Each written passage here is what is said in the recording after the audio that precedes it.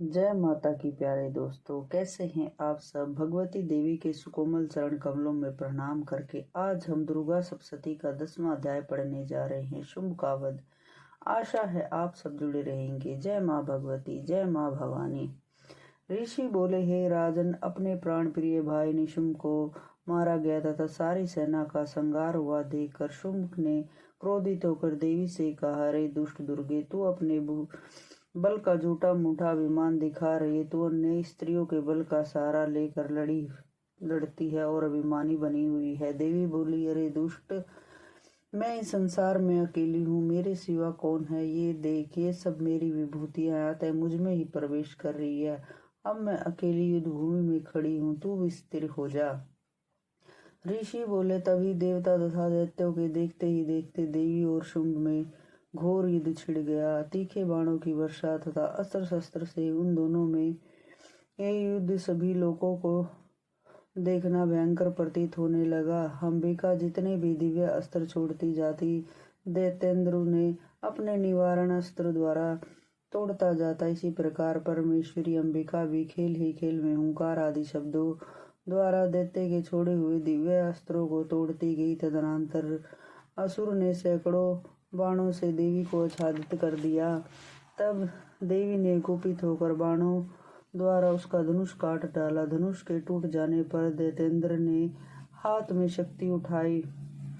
वह अभी अपने हाथ में ही थी कि देवी ने चक्र द्वारा उस शक्ति को भी तुरंत काट दिया। तब दैत्यराज तलवार तथा 100 चंद्रमा वाली चमकती ढाल लेकर देवी की ओर भागा।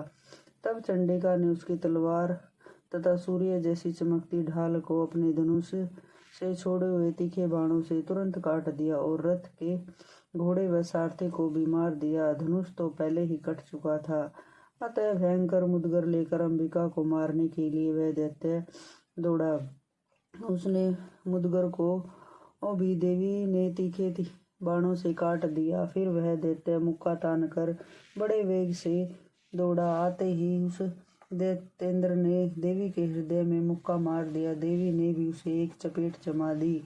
देवी की चपेट लगते ही वह दैत्य पृथ्वी पर गिर पड़ा। गिर कर फिर सहसा ही उठ खड़ा हुआ। तब उछल कर देवी को उठाकर आकाश में स्थिर हो गया। वहां निराधार होकर चंडिका देवी उसके साथ युद्ध करने लगी। आकाश में उस समय दैत्य तथा चंडिका का आपस में घोर युद्ध हो रहा था। वह युद्ध मुनियों के लिए विस्मय कारक था। तब अंबिका ने उसके साथ देर तक युद्ध करते करते दैत्य को उठाकर पृथ्वी पर पटक दिया। देवी द्वारा पटके जाने पर वह दुरात्मा पृथ्वी पर आकर खड़ा हो गया और मुक्का तानकर चंडिका को मारने के लिए बड़ी तेजी से दौड़ा। तब उस दैत्य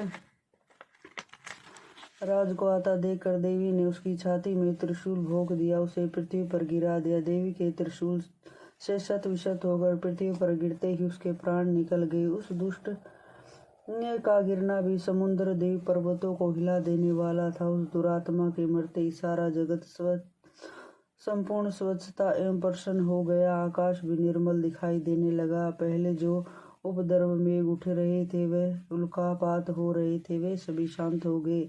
दैत्य के मारे जाने पर नदियां अपने मार्ग पर बहने लगी। उसकी मृत्यु होते ही सभी देवताओं के मन प्रसन्न हो गए। अनेक गंधर्व मनोहर गायन गाने लगे। कुछ गंधर्व बाजे बजाने लगे। अप्सराएं नृत्य करने लगी। वायु पवित्र होकर चलने लगी। सूर्य उज्जवल होकर चमकने लगा। यज्ञशालाओं में शांत हुई अग्नि पुण्य प्रज्वलित हो गई उठी और तथा दिशाओं से भयंकर शब्द थे, वो सब शांत हो गए। बोलो भगवती मैया की जय।